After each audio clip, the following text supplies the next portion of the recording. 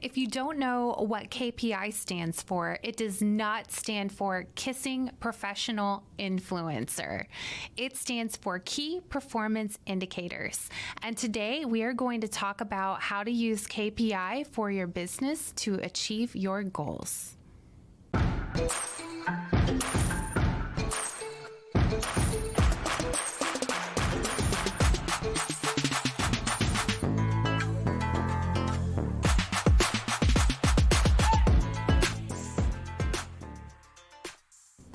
If you enjoy the Miss Biz podcast, but still have questions or need advice, we have some exciting news for you. Join us for Miss Biz Connects. Miss Biz Connects is a weekly 1-hour Zoom call on Fridays at 10 a.m. Eastern Standard Time. This is 1 hour each week dedicated to you. We want to meet you and put our brains together to help you grow personally, professionally, and spiritually. To access the meeting link, visit us on our social media pages at Miss Biz Podcast or send us an email to missbizpod@gmail.com. Join us this Friday and let's grow the Miss Biz Nation. Hey, lady bosses, are you working even after putting the kids to bed but still not getting results? Are you tired of spending money on ads that aren't getting engagement? Do you feel burdened that you aren't fulfilling your purpose in life because you are so consumed with work? I'm your host, Brooke Boltz. I'm an attorney and founder of Boltz Legal. I started my business and in 1 year was bringing in 7 figures and am now bringing in multi-7 figures. And I'm your co-host, Rachel Boltz, owner of Boltz Media. I've helped many businesses build their online presence and increase their revenue through digital marketing. Want to hear how we did it? We are here to help you achieve your goals personally, professionally, and spiritually.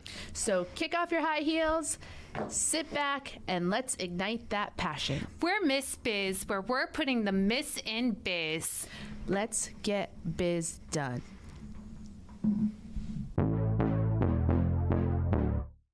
What gets measured gets done.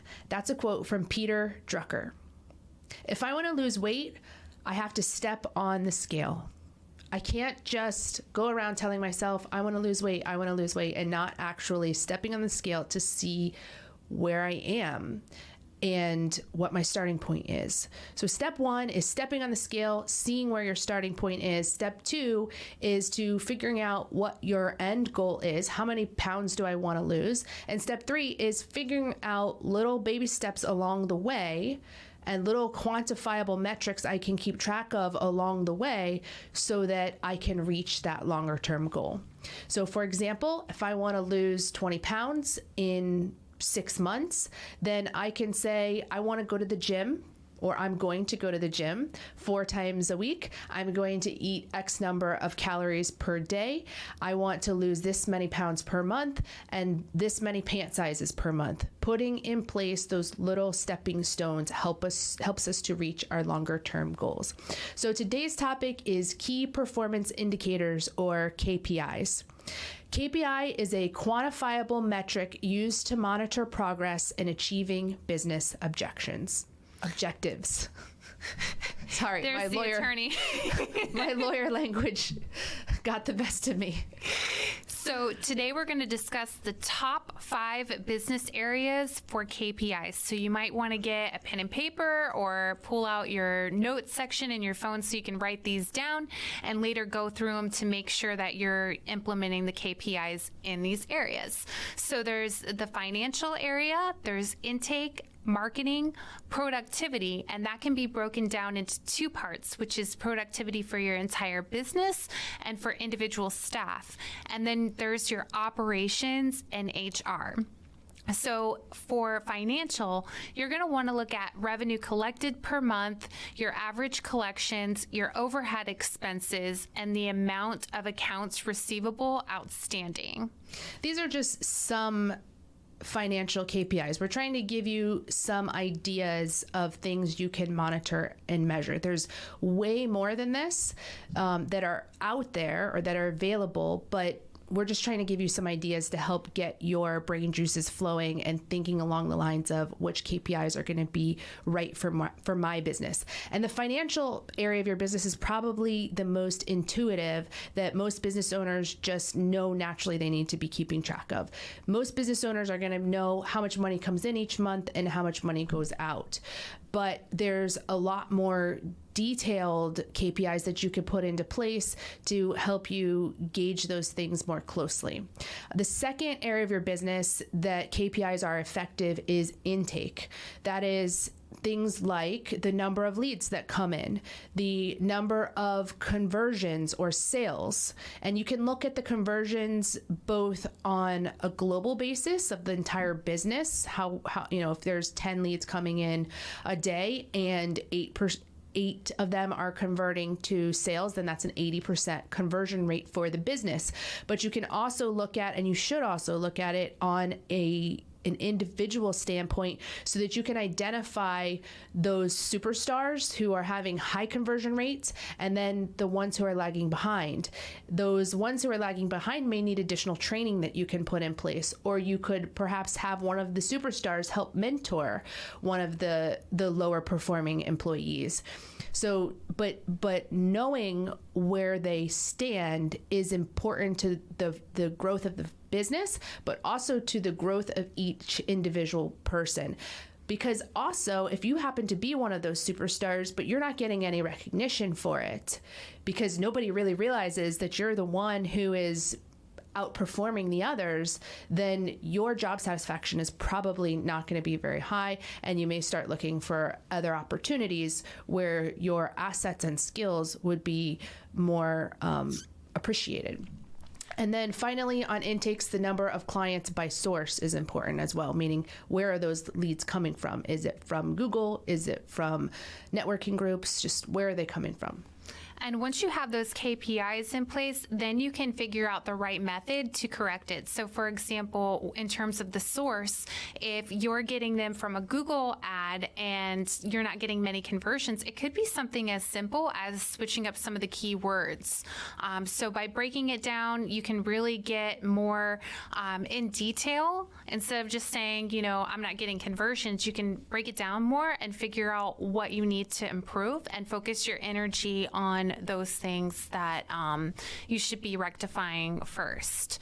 And then the second aspect to use KPIs is marketing. So this is where you can look at your social media engagement per platform. How many coffees and lunch appointments are you having each month? Your email marketing campaign, what's your open rate, as well as is your email list growing, and your website traffic. So again, these are just ideas of marketing KPIs that you could start keeping track of. I never used to keep track of my lunch and coffee appointments with business associates in the past. But when I recognized that marketing was a KPI I wanted to improve upon, I decided, okay, I need to be doing more of these appointments each month. And so I started tracking that. And now my scheduling assistant, each month, she reports to me how many lunches I've done, how many networking events I've done, how many speaking engagements I've done for that month for myself and for the other employees who are also part of the marketing team. So, identifying those areas of that you want to improve on that you think may have an ultimate difference in the outcome of the performance of the business is important, and then tracking it and setting goals and monitoring that. September 30th is International Podcast Day. As a way to celebrate, we are launching a giveaway where one lucky winner will receive a $500 gift card.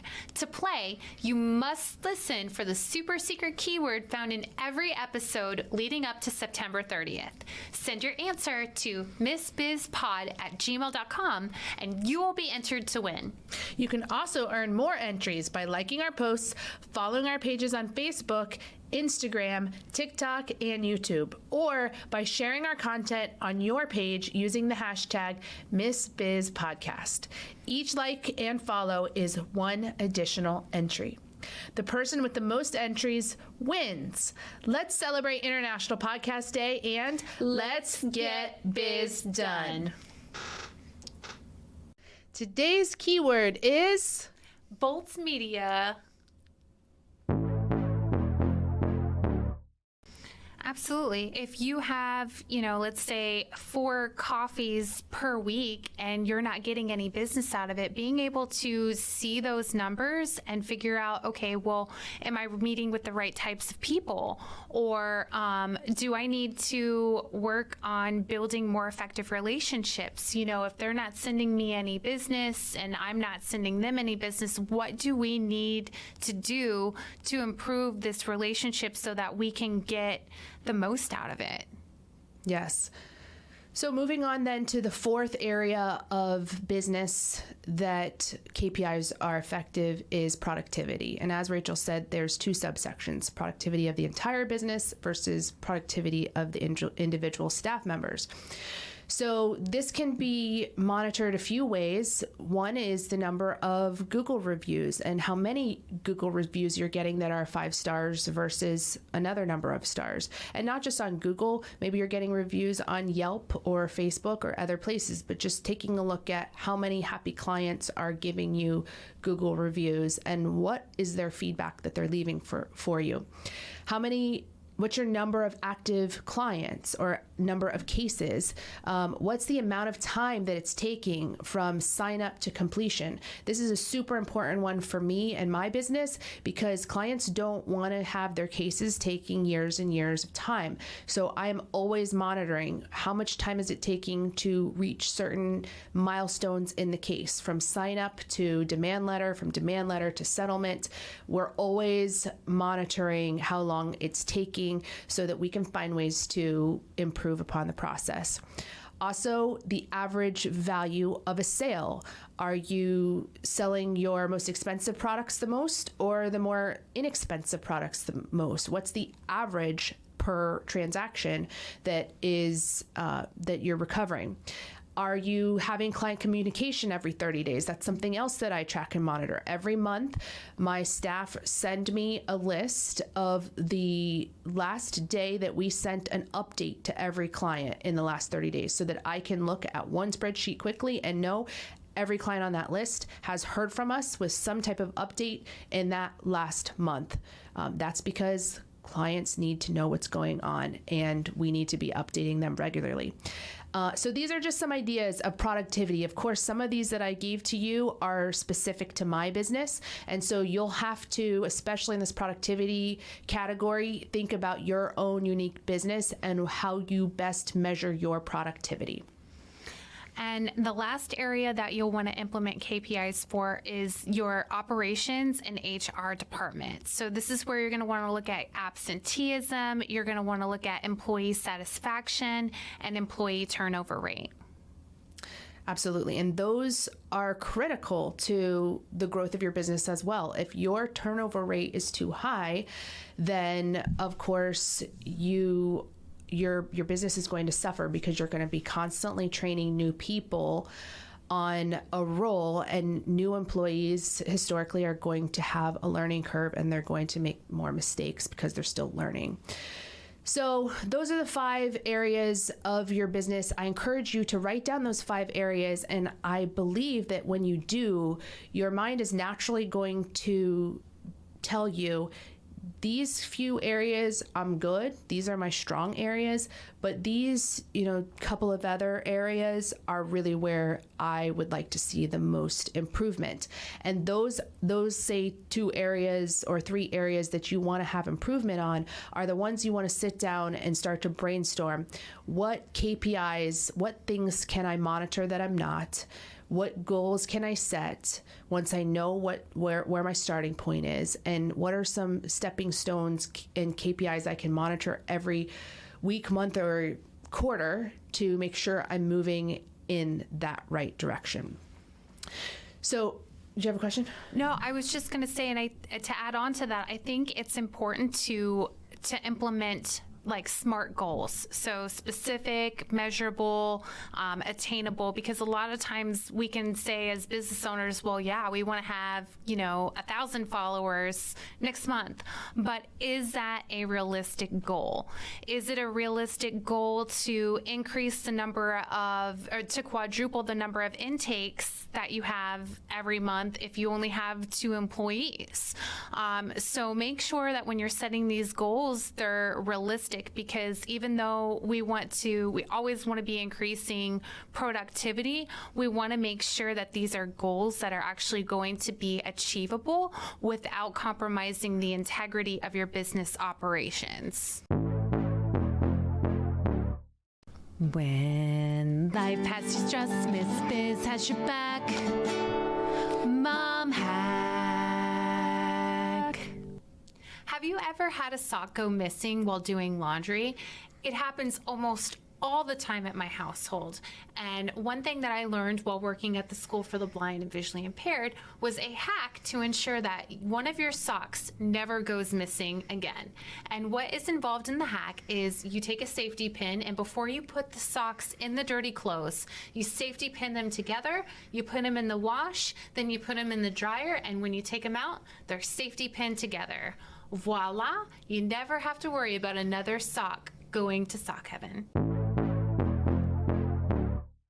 I have a friend who is constantly trying to lose weight, and her goals are outrageous. She says, I want to lose, 28 pounds this month. It's like an example of a goal she sets for herself. And I am always thinking and telling her, well, you just want to set yourself up for failure then, because that's not humanly possible to, at the weight that she is now, to lose 28 pounds in 1 month. It's not achievable. So Rachel's absolutely right that you want to set in place goals that are challenging, but not impossible. But for her, having those impossible goals motivates her. For me, it would just set me up for disappointment when I didn't achieve it. So here's the things to ask yourself to identify the KPIs and implement the KPIs you want to set. Number 1 is, what's the problem you want to solve in your process, team, or organization? This is like I was sharing. When you write down the 5 business areas, some of them are going to stand out to you as being the focal points. So what are the specific problem that you want to improve upon?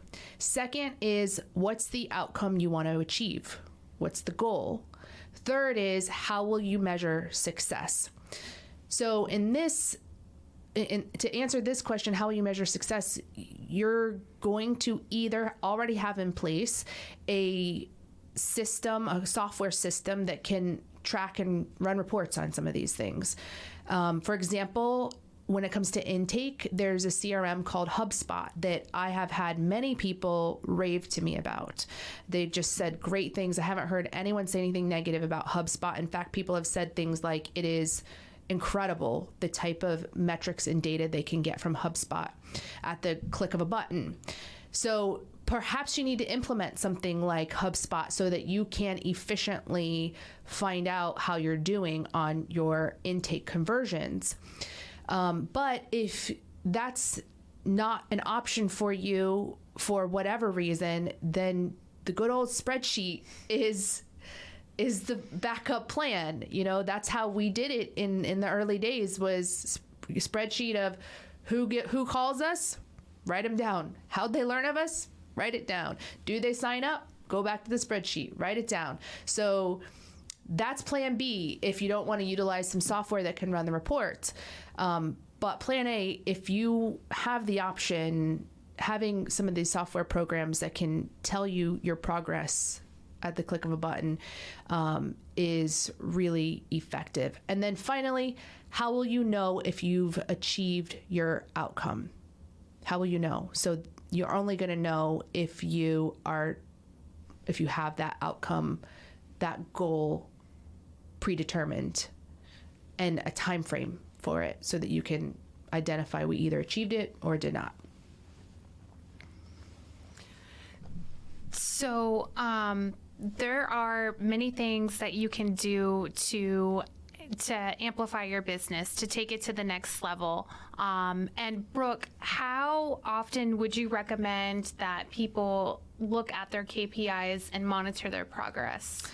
The answer to that just depends on how efficiently you can run the metrics. If you're doing spreadsheets, for example, then that's time intensive, and you're probably not going to be able to spend the time reviewing the spreadsheet and running the numbers on a daily basis, for example, or even a weekly basis. Probably monthly would be my recommendation if you're doing spreadsheets.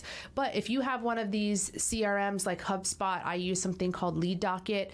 At the end of every day, Lead Docket sends me an auto-generated report that says this many leads came in today, this many have signed up, and it gives me that report automatically. So if you have an efficient way that you can look at the numbers daily, then do it daily. But I also will look at everything on a monthly basis. I know of other businesses, though, who auto-generate reports every day of the productivity of every staff member from the day before.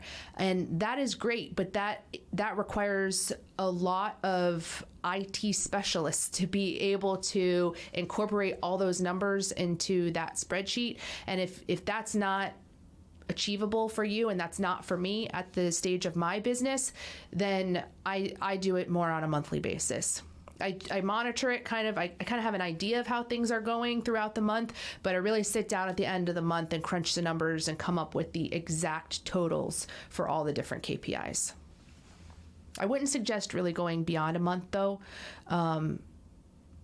Certain things you could perhaps look at on a quarterly basis, but I feel like by the time you've reached a quarter, so much time has passed that it's hard to change directions if things aren't going the way you had hoped. So I think monthly is probably the longest time period that I would recommend for most businesses so that you can make sure you're on track for your annual goals.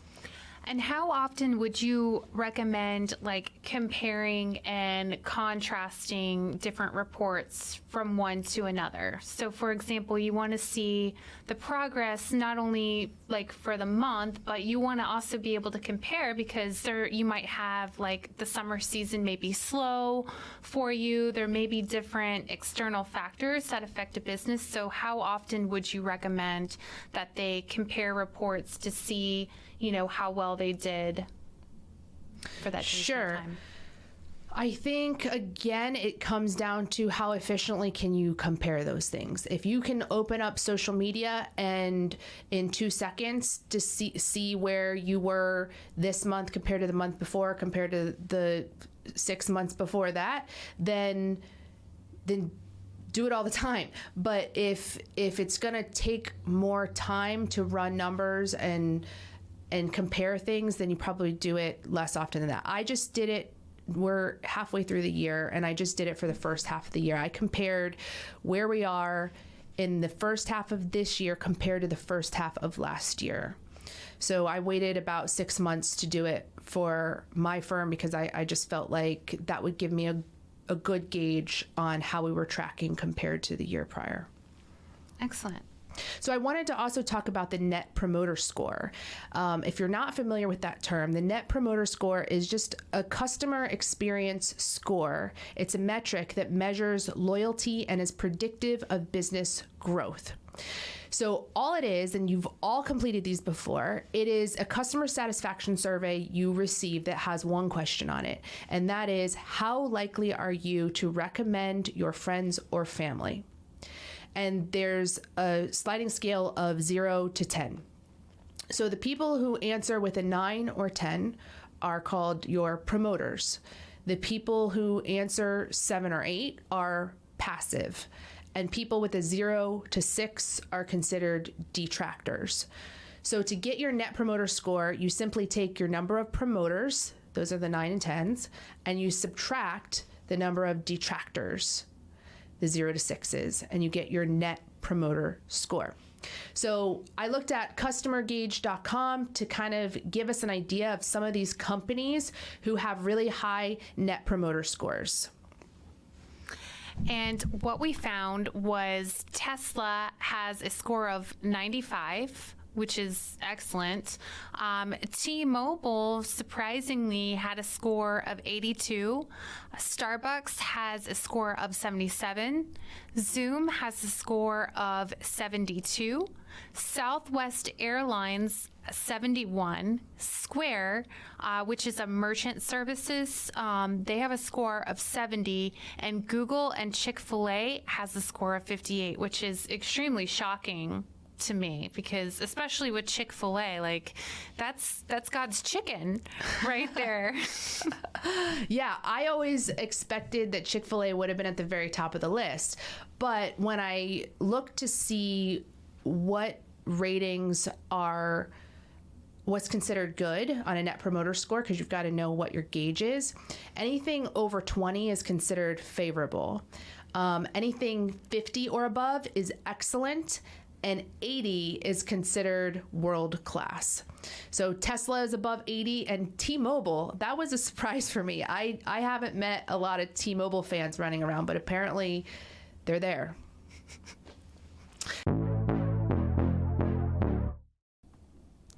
You know we're all about that case, no trouble. All about that case, no trouble. All about that case, no trouble. All about that case, At Boltz Legal, we are all about your case. Text or call to schedule a free consultation for all your legal needs. boltzlegal.com.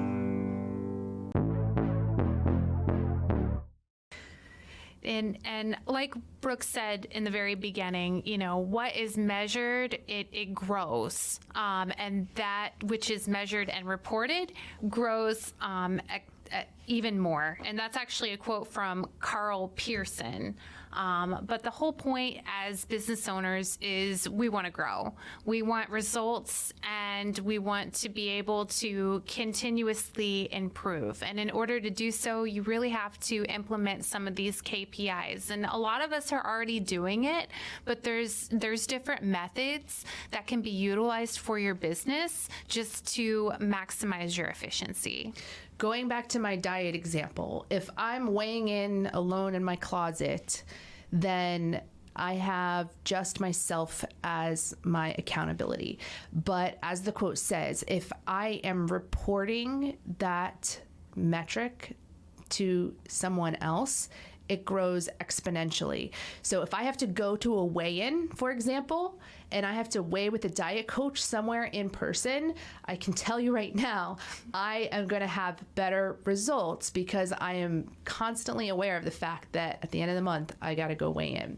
So that's the premise behind the KPIs, is not only to be measuring them alone in your office, but you've got to share those metrics with your staff.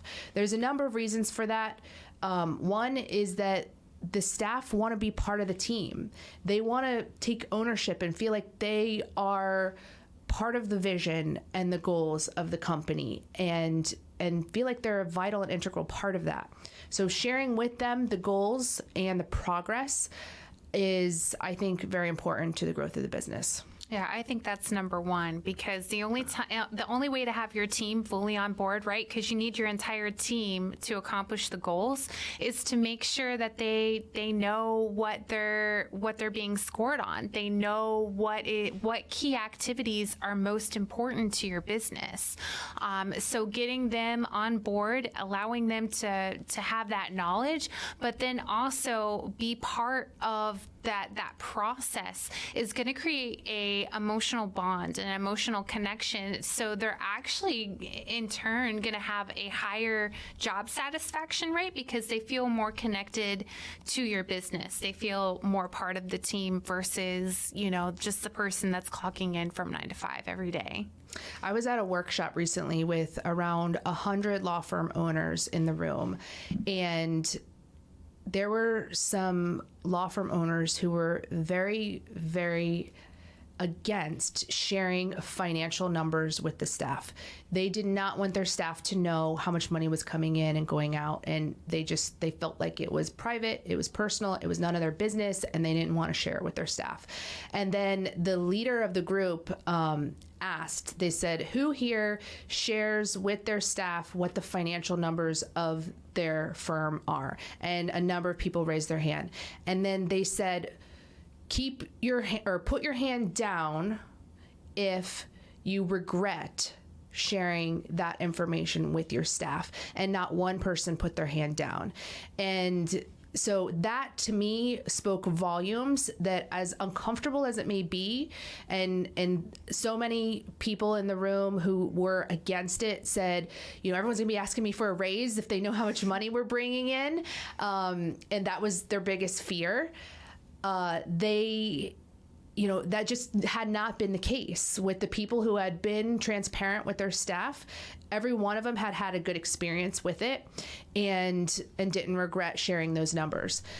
I also want to give a real life example of how important this is to drive home the point of transparency with your employees. Within reason, I think is important. I met a chiropractor recently who had she was in charge of one office of the practice, and when she started working there a year ago, she was treating 35 patients a day. Fast forward to her year anniversary, and she was treating 70 patients a day. So she had grown the practice by double. She had doubled the practice in 1 year, which seems pretty impressive.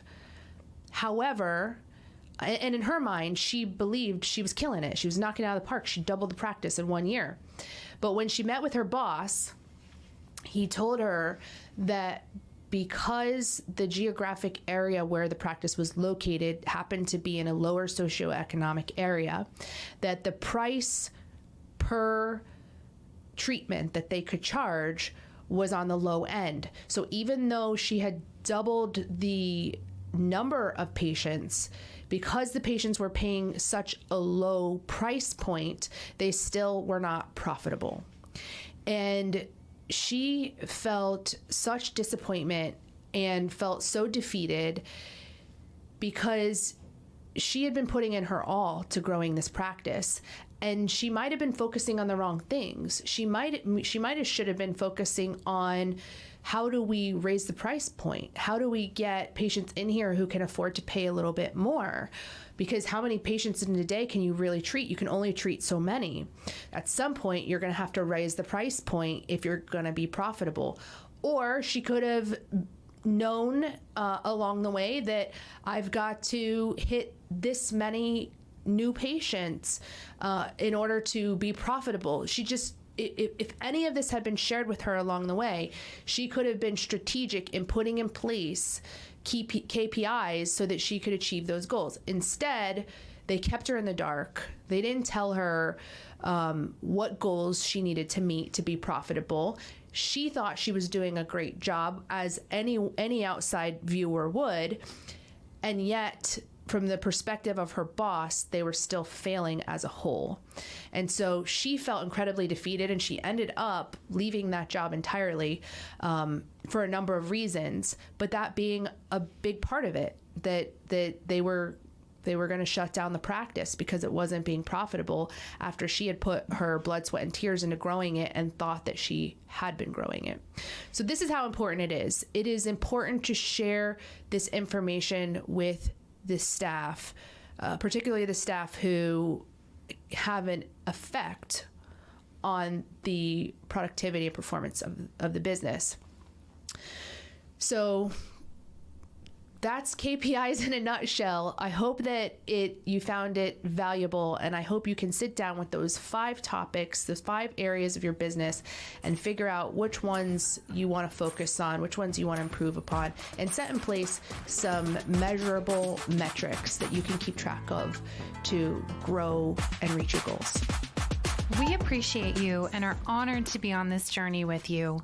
We can't wait to help you, to encourage you, and show you how to grow personally, professionally, and spiritually. If you found Miss Biz helpful, please leave a review and share with others. You can follow us on social media at Miss Biz Podcast. For legal questions or services, please visit boltzlegal.com. And for digital marketing needs, please visit boltzmedia.com. Let's get biz done.